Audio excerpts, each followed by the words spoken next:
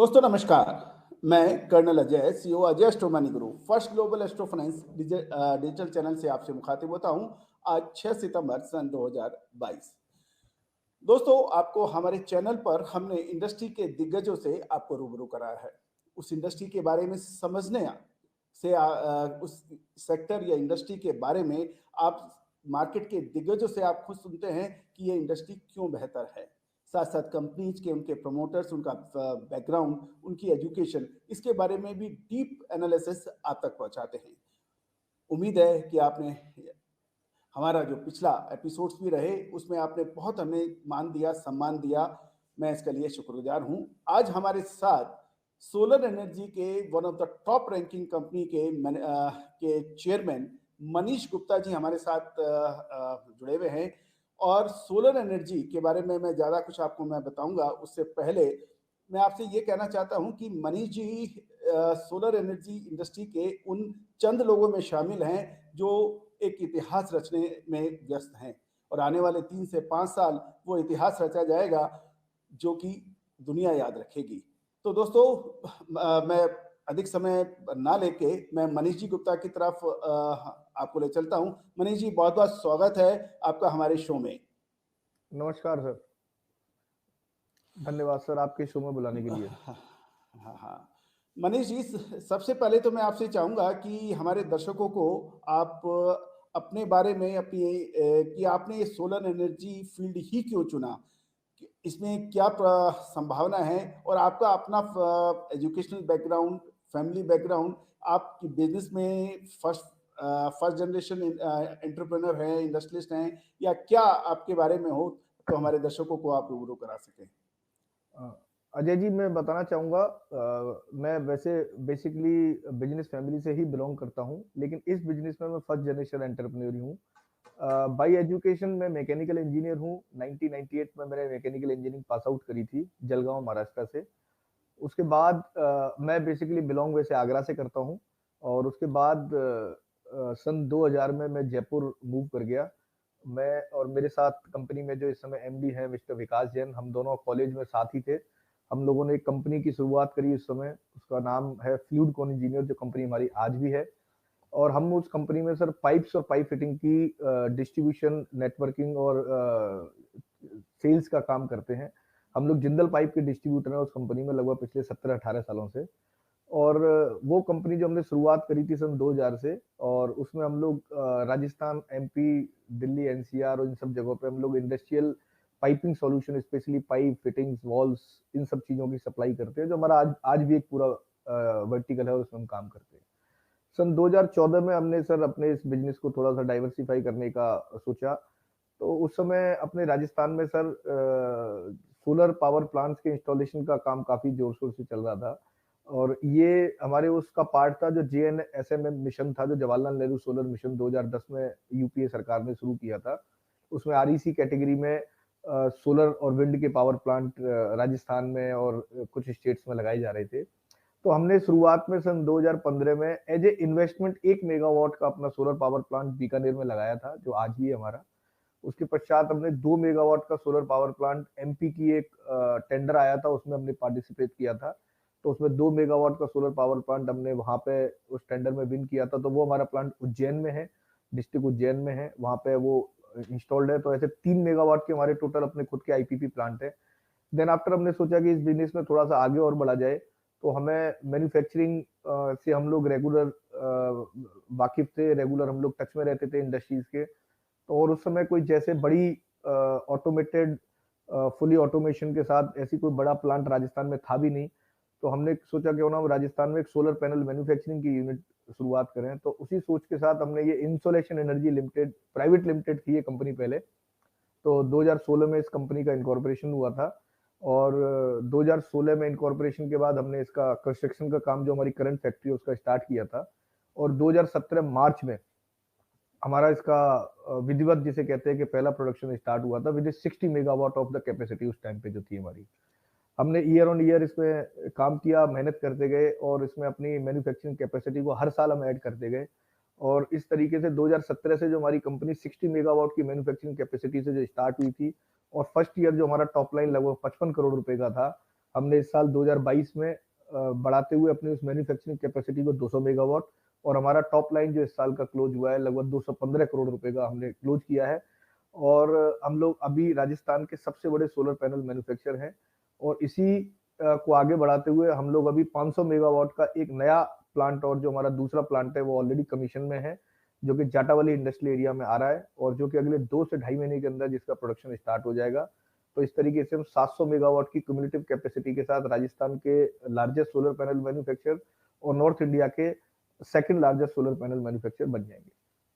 और हम लोगों के ये जो सोलर पैनल से हम लोग अपने इस ब्रांड नेम, जैसा कि आप मेरे पीछे देख भी रहे होंगे, INA ब्रांड, ईना ब्रांड से हम लोग मार्केट में सेल करते हैं इसको। और हमारा जो चैनल सेल्स नेटवर्क है आज लगभग नॉर्थ इंडिया के 6 से 7 स्टेट्स में है, जिसमें हमारे लगभग 40 प्लस डिस्ट्रीब्यूटर्स और उनके नीचे डीलर्स का भी नेटवर्क है। इसके अलावा हम लोग OEM सेल्स में भी काफी काम करते हैं। इंडिया के कई सारे रिनोन ब्रांड जो है वो हमारे साथ नॉर्थ इंडिया के जुड़े हैं, और जिनके लिए हम लोग उनके ब्रांड से सोलर पैनल बनाते हैं। बहुत बहुत बढ़िया। तो दर्शकों, मनीष जी को आपने सुना, तो मनीष जी का कहना यही है कि देखिए, सबसे पहले यदि हम किसी भी कंपनी के बारे में या किसी इंडस्ट्री के बारे में हम लोग कुछ समझना चाहते हैं, तो फंडामेंटल एनालिसिस के 3 प्रमुख बिंदु होते हैं। Number 1 business cycle, number 2 industry और सेक्टर के बारे में मालूमात, और तीसरा आता है कंपनी के प्रमोटर्स और उनकी गुडविल, साथ साथ में उनका टेक्निकल बैकग्राउंड। तो दोस्तों, जो आज है, क्योंकि हम टेक्निकल लेवल पे बात कर रहे हैं, कंपनी और कंपनी के प्रमोटर्स के बारे में आज हम चर्चा कर रहे हैं, तो साथ साथ में मनीष जी से हम एक अहम सवाल भी पूछना चाहेंगे दर्शकों के लिए कि यदि हम ग्लोबल एनुअल ग्रोथ समझें, यदि पूरे वैश्विक स्तर के ऊपर समझें, तो सोलर एनर्जी का एनुअल ग्रोथ क्या है, साथ साथ भारत में एनुअल ग्रोथ सोलर एनर्जी का क्या है, और इसमें आगे 3 से 5 साल क्या संभावनाएं नजर आती हैं, इसके बारे में यदि मनीष जी यदि आप प्रकाश डालेंगे तो हमारे दर्शकों को बहुत फायदा होगा, क्योंकि इनको समझ आने लगेगा कि सोलर एनर्जी के अंदर निवेश करने से क्या फायदा हो सकता है और उसमें क्या रिस्क हो सकती है। मनीष जी। अजय जी, मैं आपके सवाल का 2 अलग अलग तरह से जवाब देना चाहूंगा। पहली चीज तो सर कि सोलर एनर्जी को हमें समझना पड़ेगा as a business. Solar energy के आज 3 प्रमुख वर्टिकल हैं, और ये तीनों वर्टिकल टोटली डिफरेंट हैं। सबसे पहला तो सर वर्टिकल है IPP, जिसको हम बोलते हैं इंटीग्रेटेड पावर प्रोड्यूसर, जहां पे कोई भी कंपनी या ऑर्गेनाइजेशन, गवर्नमेंट या किसी भी उससे एक सोलर पावर जनरेशन का कॉन्ट्रैक्ट करती है, और वो उनके लिए सोलर पावर प्लांट लगाती है और उनको इलेक्ट्रिसिटी सेल करती है। इसको हम IPP मॉडल बोलते हैं। The second is sir EPC model, जिसको होता है सर, जिसमें इरेक्शन, परचेज एंड कमीशनिंग है। कंपनियां या ऑर्गेनाइजेशन उन IPP या उन लोगों के लिए उनके पावर प्लांट्स लगाती हैं। ये टोटली डिफरेंट वर्टिकल है जिसके लिए आप सोलर पावर प्लांट लगा रहे हैं। ये EPC वर्टिकल हो गया।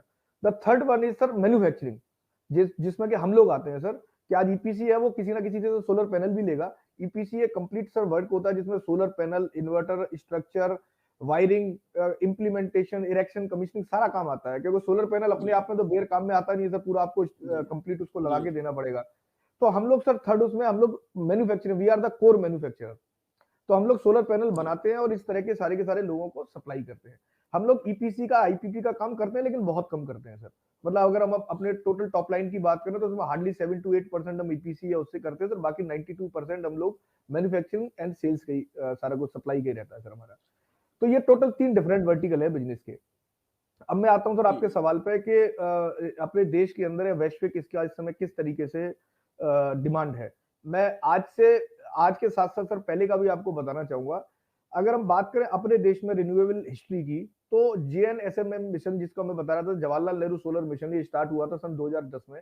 UPA की सरकार थी उस समय, और फारूक अब्दुल्ला जी अपने उस समय MNRE और पावर मिनिस्टर हुआ करते थे सर। उस समय पर सर 2010 में अपने देश का रिन्यूएबल का टारगेट जो लिया गया था 10 साल के लिए 20 गीगावाट का, लगभग 20,000 मेगावाट का टारगेट था शुरुआती 2010 से लेकर 2020 तक का। उसके बाद सर NDA की सरकार आई, मोदी जी प्रधानमंत्री बने, तो वो क्योंकि रिन्यूएबल क्षेत्रों के प्रति उनका बहुत रुझान रहता है, तो उसके बाद सर उसके 2014 से लेके अब तक अब हमारा ये टारगेट 2 बार रिवाइज हो चुका है, और करंट में जो हमारा टारगेट है सर 500 गीगावाट 2030 तक का टारगेट है ये रिन्यूएबल का पूरा। और इस 500 गीगावाट में से 100 गीगावाट हम सर सितंबर 2021 में पूरा कर चुके हैं। और इस रिन्यूएबल में सर सारा कुछ आता है, सोलर भी है, विंड भी है, बायोमास भी है, सारा कुछ हाइडल है। तो इस 100 गीगावाट को हम पूरा कर चुके हैं, तो बचा हुआ 400 गीगावाट जो है, जो अगले 8 साढ़े 8 साल में पूरा करना है, और इसमें लगभग 270 गीगावाट सोलर से होगा। और हम एनुअल जी। ग्रोथ की बात करें तो लगभग इस इंडस्ट्री में 35 से 40% एनुअल ग्रोथ इस समय ईयर ऑन ईयर है, जो कि अगले 8-10 साल तक रहने की हमें उम्मीद है।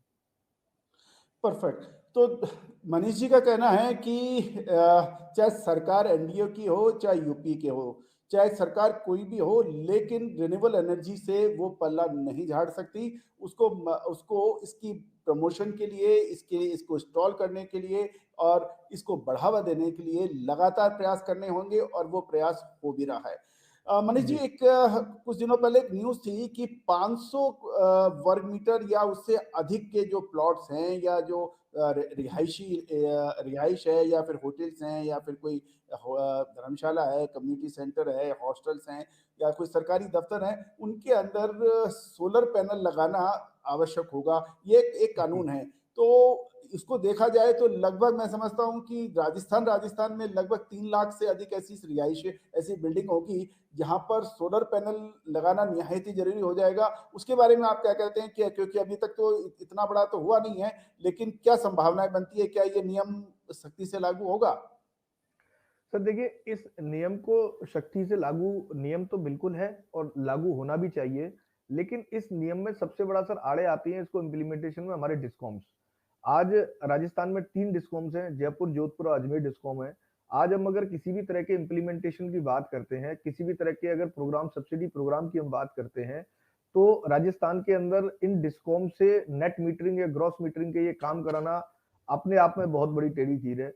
इस मैटर को सिंप्लीफाई अभी हमारे जो दूसरे और नेबरिंग स्टेट्स हैं, जहाँ पे कि आज सारा की सारा मैटर नेट मीटरिंग का या एनओसीज का ऑनलाइन की तरह है। हमारे अभी प्रदेश में, राजस्थान में इस तरह की सुविधा स्टार्ट नहीं हुई है, जिससे आम उपभोक्ता को या आम आदमी को इन सब कामों को करने के लिए बहुत ज्यादा टाइम लग जाता है, और उस प्रोसेस में कभी-कभी 5-5, 6-6 महीने का टाइम लग जाता है।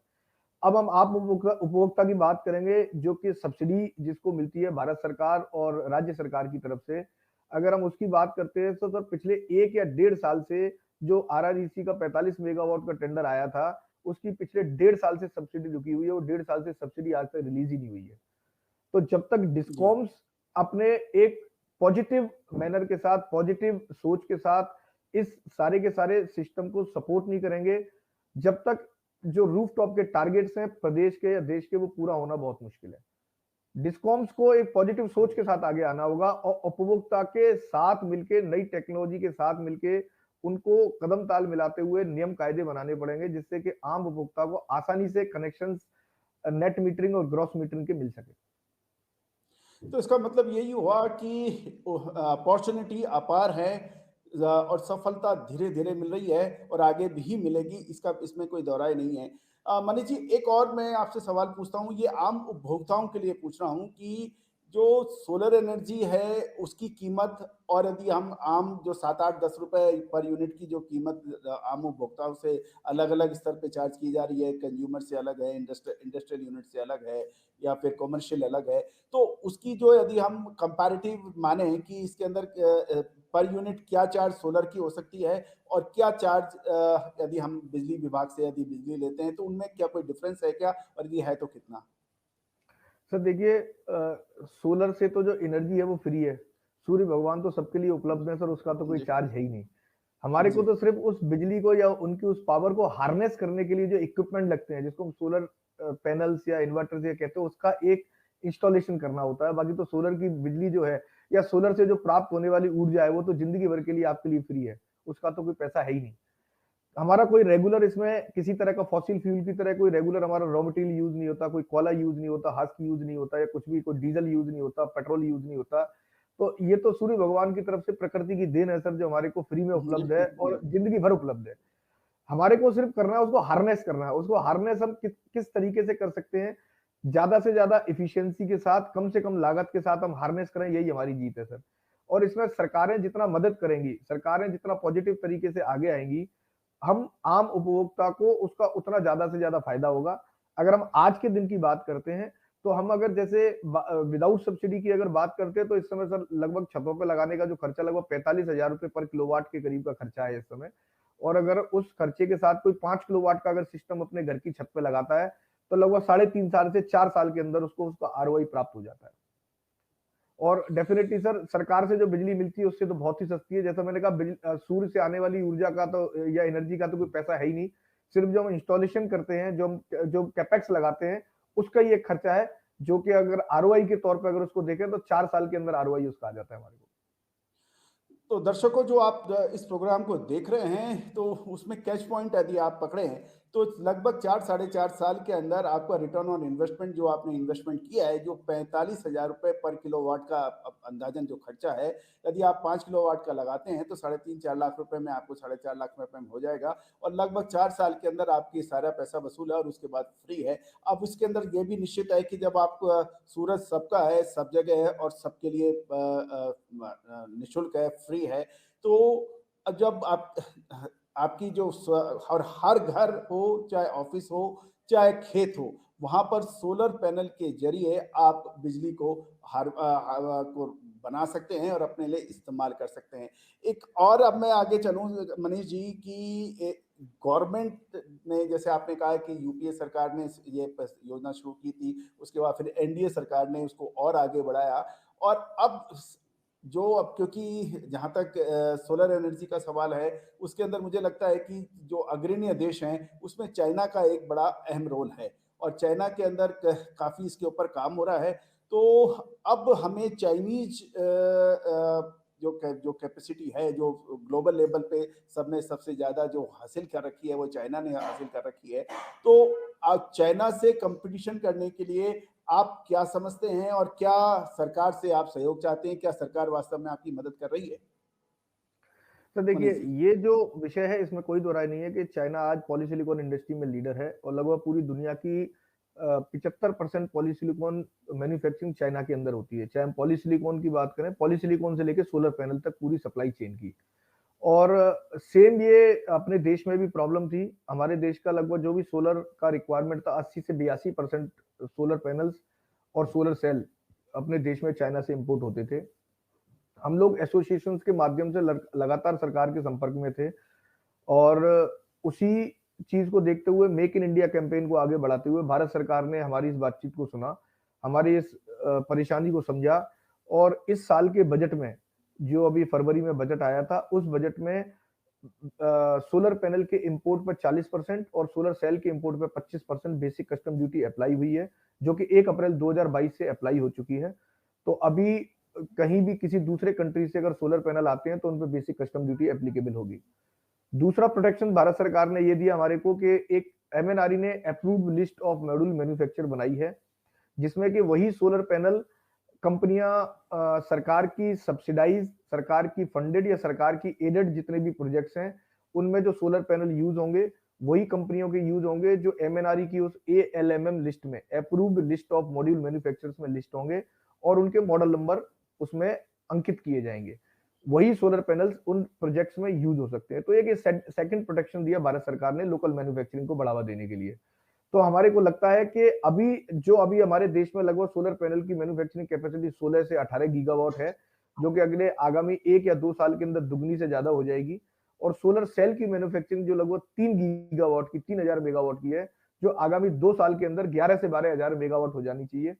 तो हमें ऐसी उम्मीद है कि अगले 4 से 5 साल के अंदर भारत के अंदर हम लोग पॉलीसिलिकॉन इंडस्ट्री में काफी हद तक आत्मनिर्भर हो जाएंगे, और जो अपने पड़ोसी देश पे हमारी इतनी आत्मनिर्भरता नहीं रहेगी, और इसके साथ साथ हम एक्सपोर्ट भी करेंगे। आगे आने वाले टाइम पे हम एक एक्सपोर्ट हब बनेंगे और चाइना का सब्सिट्यूट बनेंगे, जिसमें कि हम अपने देश से सोलर पैनल्स बना के या सोलर के इक्विपमेंट बना के दूसरे देशों में एक्सपोर्ट भी करेंगे। बहुत सुंदर, कि अभी हम आयात तक हैं नेट, और अब आने वाले 3 से 5 साल के अंदर सोलर एनर्जी के अंदर इतना चांसेज है कि हम लोग निर्यात भी कर पाएंगे। मनीष जी, अब मैं एक बहुत महत्वपूर्ण प्रश्न पे आता हूं, क्योंकि जो हमारे चैनल के जो दर्शक हैं वो बेसिकली फाइनेंस बैकग्राउंड से हैं, और वो हर कोई ऐसा मौका नहीं चूकना चाहते जहां पर निवेश का एक मौका या अवसर मिले। तो आपकी कंपनी का एक आईपीओ आ रहा है, और आईपीओ के अंदर आप आपके जो भी निवेशक आपसे जुड़ना चाहे तो उनका एक अहम सवाल उनके जहन में आता है कि कंपनी के लगभग 5 साल आगे कैसे होने चाहिए। जैसे आपने फर्स्ट पार्ट में यही बताया कि 500 मेगावाट का आपका बिल्कुल लेटेस्ट प्लांट बिल्कुल कमीशनिंग के ऊपर है, लगभग 2 से ढाई महीने में वो शुरू हो जाएगा। तो 3 से 5 साल के अंदर आपकी कितनी जो कैपेसिटी इंक्रीज होने की संभावना है, क्योंकि सरकार भी मदद कर रही है और प्रकृति भी मदद कर रही है और बिजली के दाम लगातार बढ़ते जा रहे हैं, तो सारी चीज एक आइडियल सिचुएशन बन रही है। तो कंपनी के नेक्स्ट 5 ईयर प्लान के बारे में आपका क्या कहना है, मनीष जी? सर देखिए, हमारा विजन बिल्कुल क्लियर है। हम अभी 200 मेगावाट की कैपेसिटी को इस साल फाइनेंशियल ईयर में बढ़ा के 500 मेगावाट बढ़ जाएगी, हमारी 700 मेगावाट हो जाएगी। जैसे ही हमारा जो सेकंड प्लांट है ये एक स्टेब्लिश हो जाएगा, एक रेगुलर एक फ्री फ्लो में स्टार्ट होगा। हमारा एक 500 मेगावाट का सोलर पैनल का नेक्स्ट प्लांट है लगाने का, हमारा कैपेक्स लगाने का पूरा प्लान है, जिससे हमारी सोलर पैनल मैन्युफैक्चरिंग सर हो जाएगी 1.2 गीगावाट, लगभग 1200 मेगावाट जिसको हम बोलेंगे।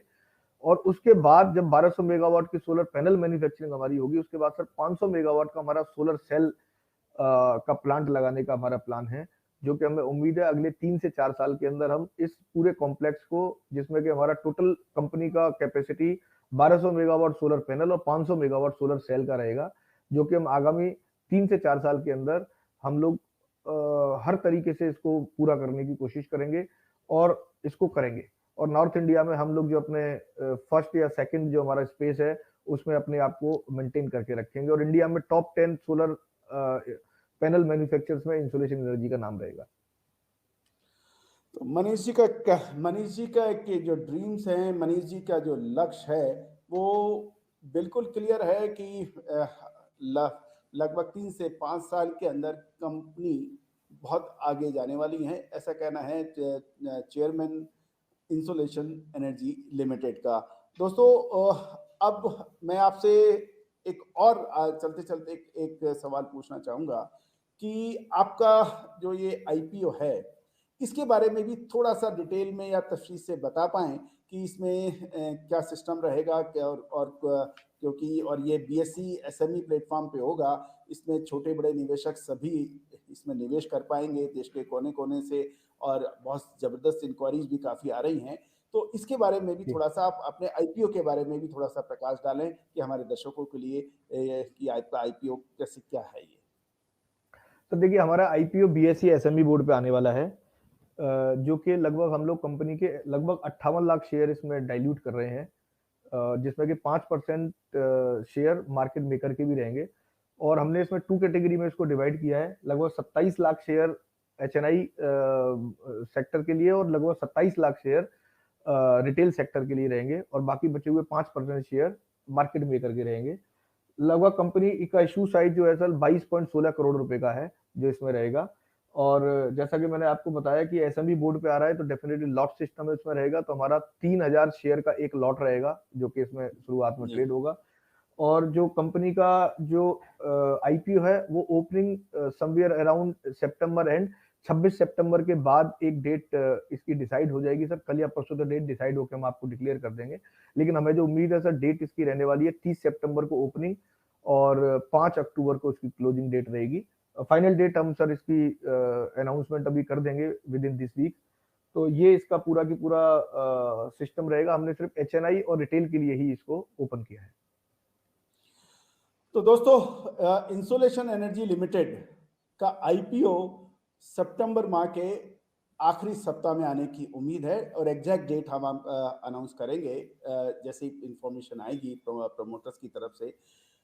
अब महत्वपूर्ण ये रहता है कि आपको इसमें निवेश करना है या नहीं करना है, कि जैसे मैंने आपसे बार बार कहा कि जब भी कोई फंडामेंटल एनालिसिस करते हैं हम, तो सबसे पहले हम बात करते हैं कि इंडस्ट्री का बिजनेस साइकिल क्या है। और बिजनेस साइकिल बिल्कुल चाहे भारत हो चाहे ग्लोबल लेवल के ऊपर, और रिन्यूएबल एनर्जी बिल्कुल शुरुआती दौर पे है और आने वाले 30 से 40 साल इसके अंदर पूरी इसके अंदर स्ट्रेंथ स्टेप बाय स्टेप आ सकती है। दूसरा इंपॉर्टेंट फंडामेंटल एनालिसिस में होता है कि इंडस्ट्री और सेक्टर को आइडेंटिफिकेशन करना। सेक्टर और इंडस्ट्री के अंदर जैसे सोलर एनर्जी के ऊपर बिल्कुल चर्चा करते हुए डिटेल में मनीष जी से चर्चा हुई। ग्लोबल लेवल पे भी इसकी रिक्वायरमेंट है और फॉसिल फ्यूल यानी कोयले से जो बिजली बन रही है उसका उसका भी स्थान सीमित है। और ये सब कुछ देखते हुए कि रिन्यूएबल एनर्जी के अंदर तो आपको आना ही पड़ेगा। और सबसे बड़ी चीज़ ये है कि इसके जो कंपटीटर हैं, चाहे विंड एनर्जी है, चाहे हाइड्रो है, क्योंकि विंड एनर्जी यानी पवन चक्की आप हर जगह इंस्टॉल नहीं कर सकते। हाइड्रो पावर हर जगह इस्तेमाल नहीं हो सकता, लेकिन सोलर एनर्जी एक ऐसा है कि चाहे छोटा सा छोटी बिल्डिंग हो, चाहे बड़े सी बड़ी बिल्डिंग हो, इवन चाहे समंदर हो, फ्लोटिंग भी बन सकता है और रेगिस्तान और बंजर जमीनों पे इसका भी इस्तेमाल हो सकता है, खेत में हो सकता है, पहाड़ी पे हो सकता है, हर जगह जहाँ पर सूर्य की पहुंच है वहां पर इसका होता है। तो कुल मिला के सोलर एनर्जी के ऊपर वो जबरदस्त अपॉर्चुनिटी बन सकती हैं। अब आपको स्टडी एयर करना है कि कंपनी के प्रमोटर्स हैं, कंपनी की ग्रोथ स्टोरी है, कंपनी के जो प्लान्स हैं, क्या आपकी रिक्वायरमेंट से मैच हो रहे हैं।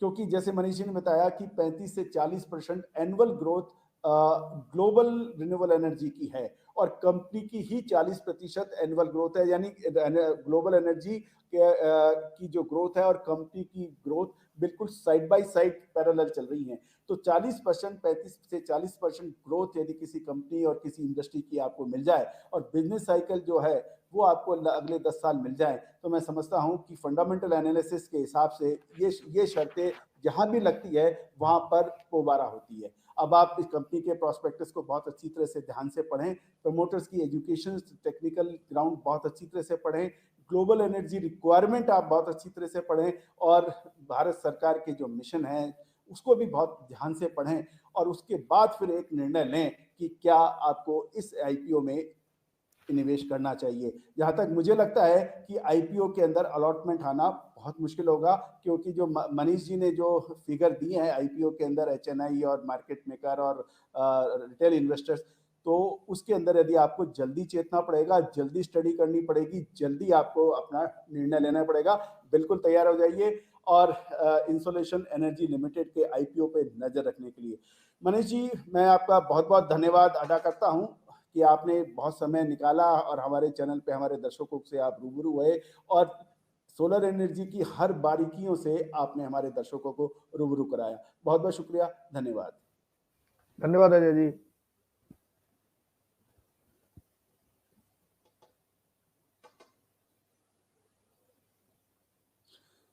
दोस्तों, आप डिस्क्लेमर्स भी बहुत ध्यान से पढ़िए। जब भी कोई आप निवेश करते हैं तो उसमें डिस्क्लेमर्स और कंपनी के बारे में ध्यान से आपको पढ़ना आवश्यक होता है। All the very best, good luck, happy trading.